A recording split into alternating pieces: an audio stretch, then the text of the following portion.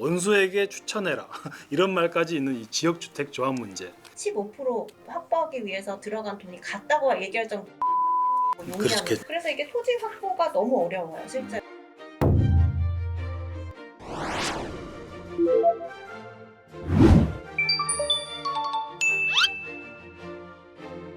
이번에는 이제 또 지역주택 조합 얘기를 좀 넘어가 보려고 합니다.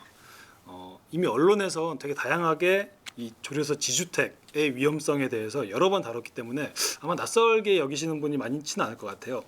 이게 모르면 정말 쉬운 어떤 내 집 마련의 유혹처럼 여겨지다 보니까 이게 쉽게 가입하고 특히 젊은 청년층이 좀 그런 사례들이 있는데 뒤늦게 뼈저리게 이제 눈물을 흘리는 경우들이 많은 것 같습니다. 원수에게 추천해라 이런 말까지 있는 이 지역주택 조합 문제. 변호사님도 아마 최전선에서 다루실 일이 적지 않을 것 같은데, 그러니까 위험성이 좀 과장된 측면이 있는지 아니면 정말 원수에게 추천할 만큼 문제를 내포한 사업인지 전반적으로 좀 설명을 듣고 싶습니다. 네, 과장되지 않았고요. 실제로 원수에게 추천할 수 있는 사업이라고 보시면 돼요. 네. 되게 성공 확률이 전체적으로 20%대밖에 안 되고요. 서울 같은 경우에 더 낮아요. 왜냐하면 토지 가격이 비싸기 때문에 뭐 취지대로 가면 너무 좋은 그 사업이죠. 왜냐하면 그 조합을 만들어서 무주택자분들이 돈을 모아가지고 그걸로 땅도 사고 건축도 하고 그러면 중간 마진들이 없으니까 좀 저렴하게 내 집을 분양받을 수 있대, 이건데, 근데 이제 조합원들이 여러 명 모여 있으면 전문성이 없잖아요. 그러다 보니까 이제 뭐 업무 대행사나 이런 데 끌려갈 수밖에 없는 거예요. 중간에 뭐 부풀려진 금액이라던가 이런 게 생겨날 수밖에 없는 구조이고, 돈을 내서 땅을 살 줄 알았더니 자기네 용역비만 챙겨가더라, 이런 사례들이 너무 많아요. 그래서 또 추가 분담금 계속 내라고 하고, 그리고 이게 좀 구조적으로 또 문제인 게 95% 토지를 확보해야만 사업지에, 그래야지 이제 사업계획 승인이라는 걸 받아서 본격적으로 아파트 건축이 가능해지거든요. 네. 근데 이게 그 80%까지에 들어간 돈과 15%를 확보하기 위해서 들어간 돈이 같다고 얘기할 정도로 알박기가 너무 용이한 구조인 거죠.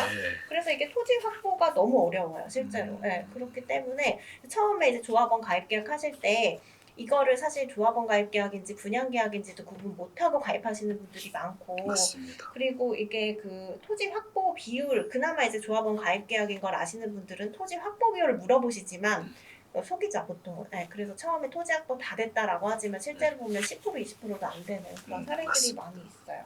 그래서 좀 안타까운 사례들이 많은데, 근데 이게 꼭 지주택이라고 해서 성공을 못하는 건 아니에요. 성공한 단지들도 있어요. 근데 이제 추가 분담금이 많이 나오기 때문에 사실은 그래서 더 싼 값에 분양받는 이제 목적을 또 이루지 못하는 경우들이 대다수고, 가장 중요한 건 토지 확보 비율이죠. 그래서 이제 일부 뭐 사당 쪽이라던가 또 동작구 쪽 이런 데는 좀 성공한 데가 있는 이유가 시행사나 뭐 이제 금융사 이런 데서 토지 작업을 좀 해서 100% 토지를 확보하고 그거를 이제 수수료 받아서 조합에 넘겨주는 형태로 이제 사업을 하다 보니까 그런 경우에는 토지 확보가 다 끝나서 사업이 가는 경우들도 있다. 그래서 토지 확보 비율을 정말 잘 보셔야 돼요. 네.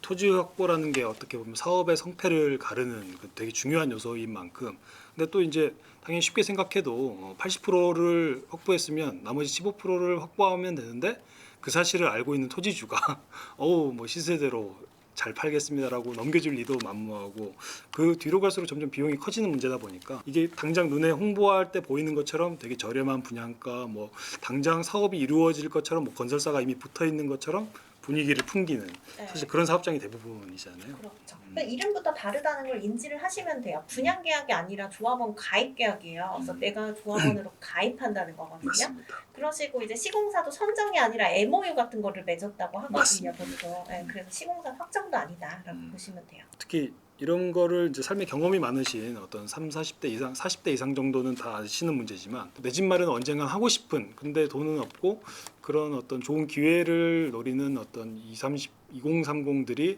특히 속기 쉬운 문제인 만큼 좀 주의 깊게 살펴보실 필요가 있을 것 같습니다. 근데 정말 이렇게 원수에게 추천할 만큼 위험한 사업임에도 불구하고, 물론 이제 아주 극소수지만 성공한 사례들이 있다 보니까 이것도 어떻게 보면 하이리스크 하이리턴에 들어가는 사업인 것 같은데, 그렇게 꾸준히 이렇게 사업이 추진되는 어떤 장점이랄까, 이런 것들을 간단하게 좀 말씀해 주시겠어요?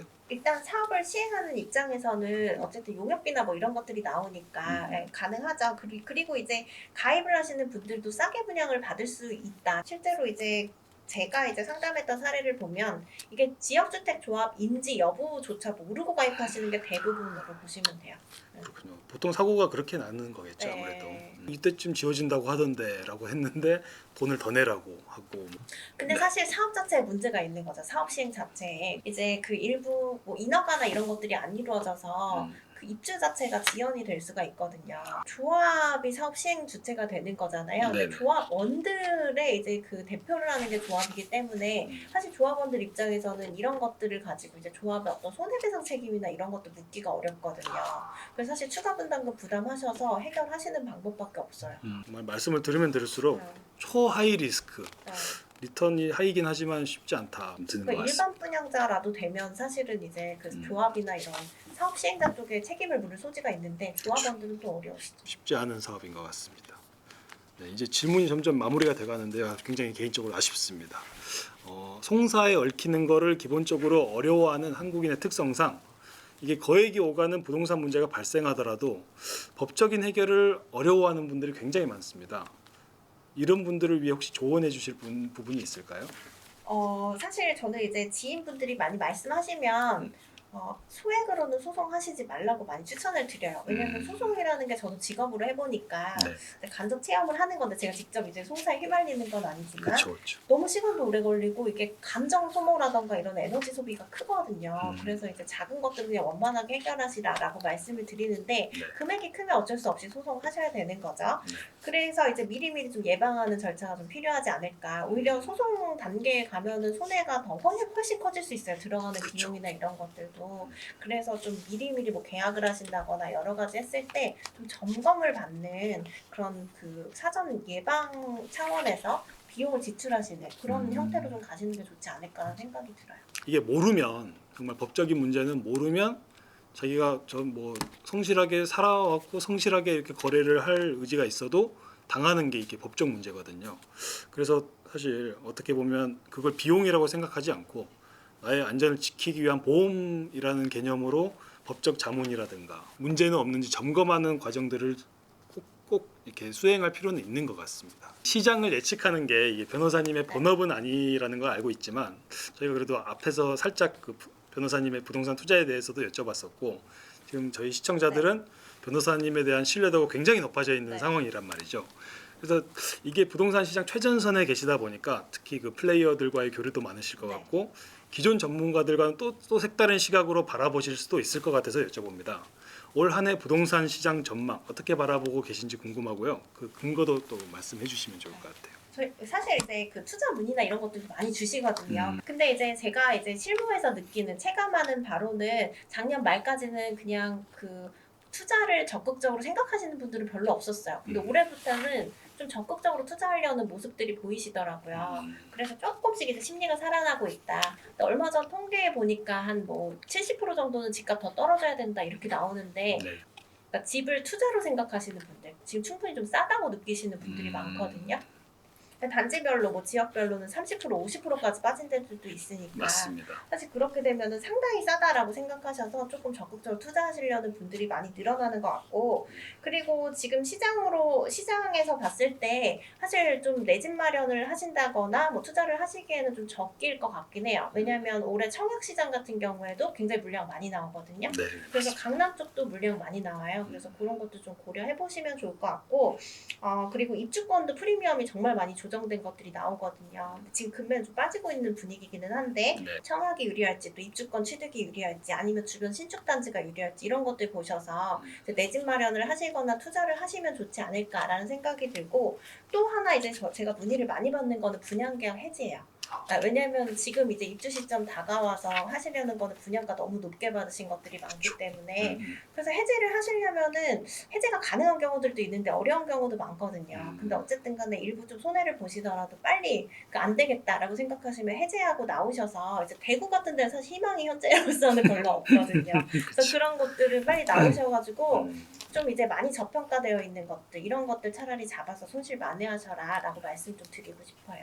정말 어려운 시장이긴 하지만 또 변호사님 말씀대로 이 시기를 나름 합리적인 가격에 쉽게 경쟁률 낮은 상태에서 구할 수 있었다라고 돌아볼 수 있는 시점이 될 수도 있다는 그런 생각이 드는 것 같습니다. 정말 아쉬운 마지막 질문인데요. 부동산 PF 위기론부터 과잉 공급 이슈 뭐 등등 지금도 시장을 짓누르는 이슈들이 굉장히 많은데요.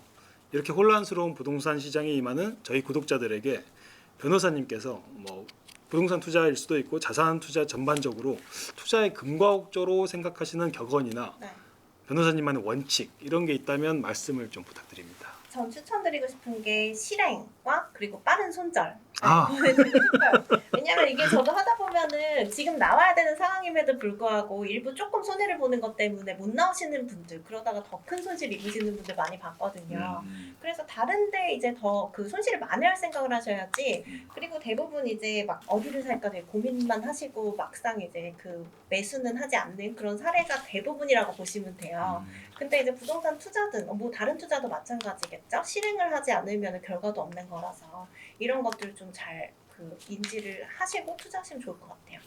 빠른 손절 저도 참 중요하게 생각하는. 네. 근데 이게 주식이랑 좀 다르다 보니까 네. 부동산 같은 경우 확실히 사고 팔기가 덩어리가 크다 보니까 그렇죠. 좀 어려운 면이 있는데 피해가 커지지 않도록 빠른 실행과 빠른 판단이 좀 중요한 게 아닌가. 내 집을 좀 싸게 팔더라도 빨리 팔고 그리고 더 그렇죠. 싸게 잡으시면 그럼 음. 나중에 손실 만회될 수 있거든요. 그래서 네네. 그런 것들 고려하셔서 좀 따져보시면 좋을 것 같아요. 저희 채널에 부동산을 좀 잘 아시는 분들도 있지만 지금의 하락이 은근히 반갑고 네. 그래서 또 은근히 기회를 포착하고 싶은 분들이 꽤 많은 것 같아요. 이분들에게 어떤 부동산 이런 식으로 공부하거나 알아가면 좋다라고 혹시 조언해 주실 만한 부분이 있을까요? 저는 일단 지역을 좀 찍어서 보시면 좋을 것 같아요. 왜냐하면 모든 지역을 다 투자를 원하시진 않을 거잖아요. 그래서 그냥 원칙을 말씀드리면 아까 말씀드린 것처럼 이제 내 집 마련의 여러 가지 루트들이 있잖아요. 그래서 뭐 분양권, 입주권, 그리고 그냥 뭐 신축 매수라던가 이런 것들을 좀 비교를 자꾸 해보는 연습을 해보시면 좋을 것 같아요. 그래서 그 셋 중에 뭐 같은 지역에서 어떤 게 더 유리한가 이런 것들을 자꾸 보는 훈련을 좀 하시면 그러면 이제 그 내가 원하는 지역에 어떤 금매나 이런 게 나왔을 때 잘 잡으실 수 있지 않을까라는 생각이 들어요. 오늘 법무법인 신목의 대표 변호사신 김예린 변호사님과 1시간 동안 대담을 나눠봤습니다. 역시 변호사협회가 인증한 부동산 전문 변호사님의 지식과 인사이트를 느낄 수 있었던 시간이 아닌가 생각합니다.